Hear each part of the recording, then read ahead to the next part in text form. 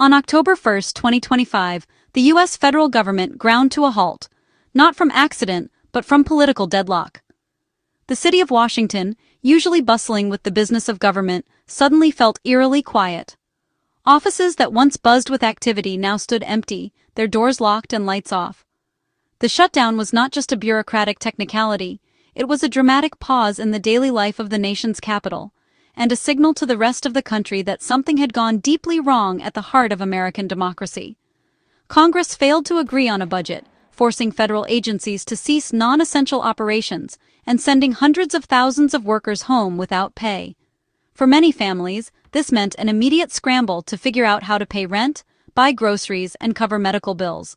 The uncertainty rippled outward, affecting not just government employees, but also the businesses and communities that rely on them. By October 17, the shutdown had dragged on for 16 days, with Republicans and Democrats locked in a bitter standoff over spending priorities. The story dominated headlines and social media, fueling frustration and anxiety across the nation.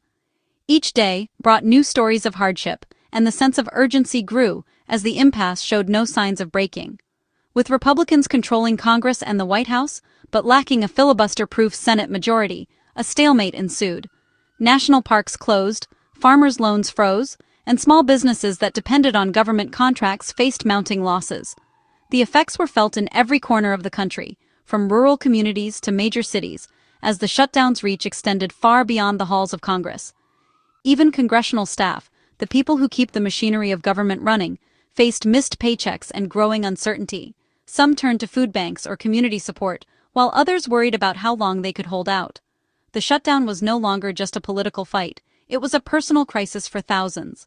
The shutdown's impact reached the military. While active duty personnel stayed on duty, their funding and future paychecks were at risk. Military families braced for financial strain, uncertain if the next paycheck would arrive. The sense of duty remained, but so did the anxiety. The question of whether to fund the Department of Defense separately became a flashpoint, setting the stage for a dramatic Senate showdown. Lawmakers argued late into the night, aware that the stakes were higher than ever, not just for politics, but for the safety and security of the nation. The nation watched as political divisions threatened not just government operations, but national security itself. Across America, people waited anxiously for a resolution, hoping that leaders would find common ground before the consequences grew even more severe. In response to mounting pressure and growing uncertainty, House Republicans took decisive action.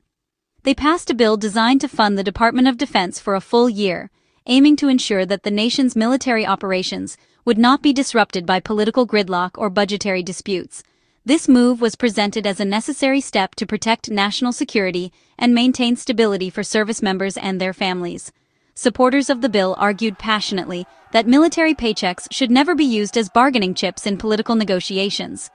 They insisted that the men and women in uniform, who risk their lives for the country, deserve certainty and respect, regardless of the political climate in Washington. Framing the proposal as both patriotic and practical, House leaders urged their colleagues to support the troops first, then negotiate the rest. They hoped this approach would appeal to lawmakers across the aisle and resonate with the public, who overwhelmingly support the military. However, beneath the surface, the bill contained a series of controversial provisions unrelated to defense spending. These so-called poison pills were designed to advance conservative policy priorities on issues ranging from immigration to social programs, making the legislation far more divisive than it first appeared. The inclusion of these measures transformed what could have been a straightforward funding bill into a fierce political battleground. Lawmakers on both sides of the aisle found themselves drawn into heated debates, with tempers flaring and accusations flying. The real test for the bill, however, awaited in the Senate. There, Republicans held only a slim majority, and any legislation would require at least some Democratic support to move forward. The Senate's reputation for deliberation and compromise would be put to the test. The House's move was a calculated strategy. By tying military funding to divisive policy riders, they forced Senate Democrats to make a difficult choice: support the troops or reject the bill because of its partisan attachments. As the bill arrived in the Senate, it became clear that this was more than just a routine spending measure.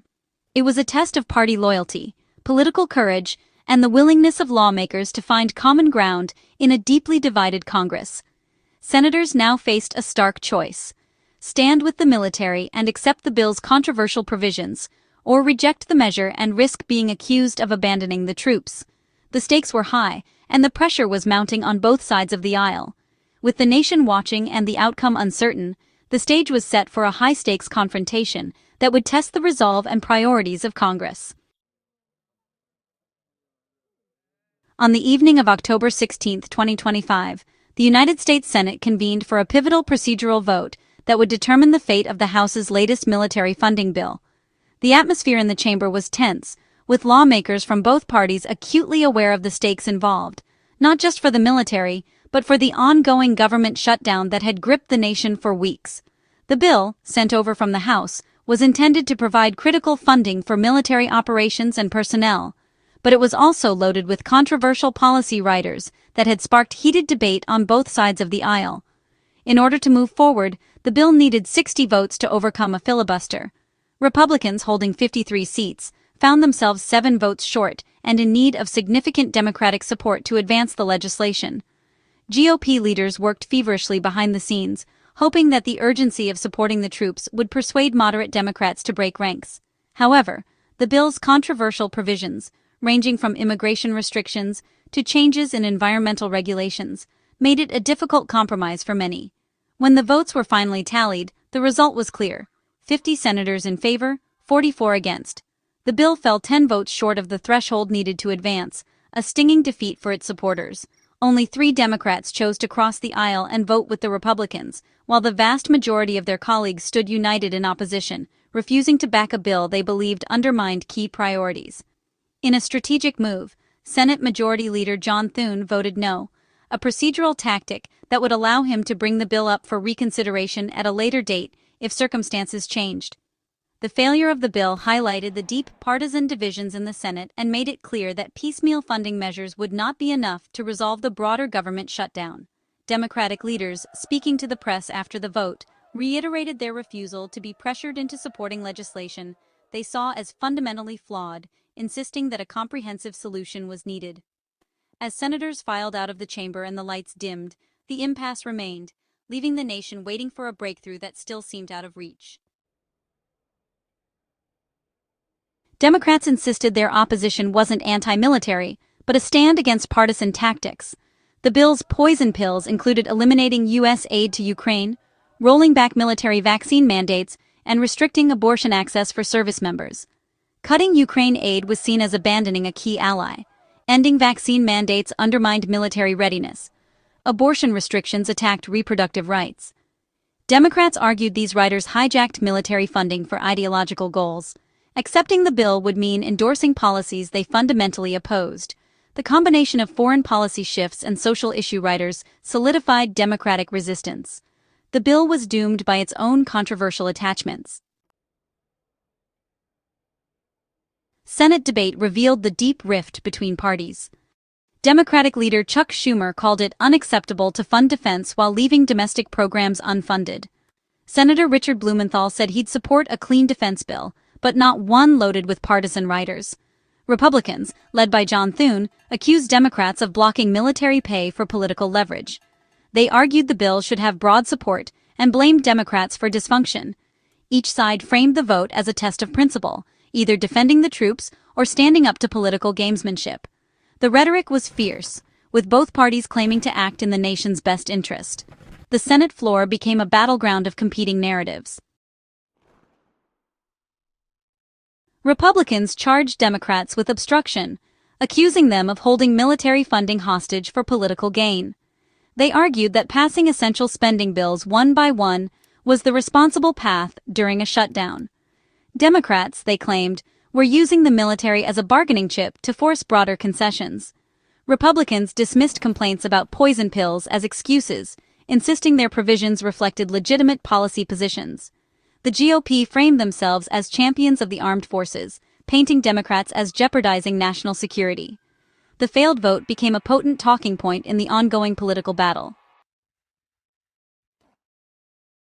Despite the Senate deadlock, military paychecks didn't stop immediately.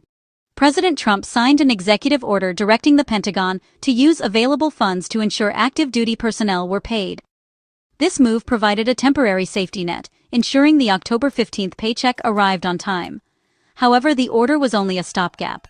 It didn't address broader military operations, training, or contracts. The Pentagon faced growing uncertainty as the shutdown dragged on. The executive order neutralized the most immediate crisis, but underscored the need for a real budget. Congress still had to act to restore full funding and stability. The clock was ticking for a long-term solution. While Washington argued over military funding, the shutdown's effects rippled nationwide. Farmers couldn't get loans, small businesses lost support, and federal courts slowed to a crawl. Scientific research halted, national parks closed, and passport processing stalled. Hundreds of thousands of federal workers were furloughed, facing missed paychecks and mounting bills. The shutdown disrupted daily life, from food safety inspections to travel plans. Local economies suffered as families cut back on spending. The crisis revealed how deeply government services are woven into American life. Political gridlock had real, painful consequences for millions. With the military bill defeated and the shutdown dragging on, the only path forward was compromise. Both parties realized unilateral action was impossible. Bipartisan cooperation was essential. Senator Jeanne Shaheen, one of the few Democrats to support the military bill, called for a return to civility and trust. The likely next step? A clean, temporary funding bill to reopen the government and allow time for real negotiations. Such a measure would avoid controversial riders and restore services nationwide. The shutdown exposed the fragility of governance in a polarized era. Leaders faced a choice: continue brinkmanship, or work together for the country's sake. Rebuilding trust would be slow, but it was the only way forward. After weeks of paralysis, compromise was the nation's best hope.